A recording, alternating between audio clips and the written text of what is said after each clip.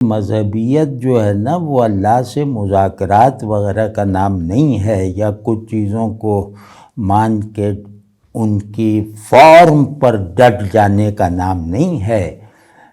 آدمی جس سے محبت کرتا ہے اس کی روز 10-20 تصویریں بناتا رہتا ہے مختلف زاویوں سے۔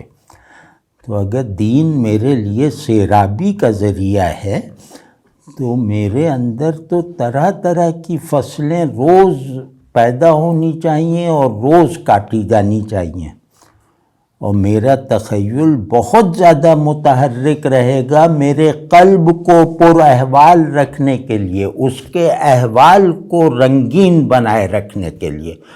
یہ سب ہمارے جیسے مذہبی ڈسکورس سے خارج ہو چکا ہے، اور چلو وہ مولانا حضرات کا ہو گیا ہوگا، لیکن یہ کہ اب افسوس کی بات یہ ہے کہ صوفیوں میں سے بھی کوچ کر چکا ہے۔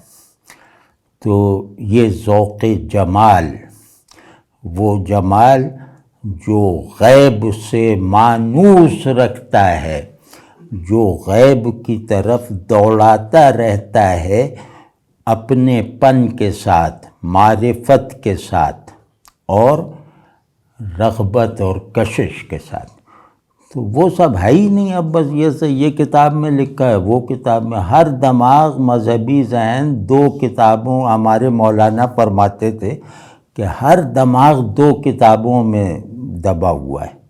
تو یہ مذہبی ذہن پہ زیادہ صادق آتی ہے کہ ان کا دین کتاب اور حافظے میں ہے، تو وہ نہیں ہے۔ اب ہم لوگوں کو چاہیے کہ اپنا خوب اپنے کو شاداب تو رکھو نا، اپنے کو سیراب تو رکھو، اپنی پیاس کو وہ حوض کوثر کے لائق تو رکھو۔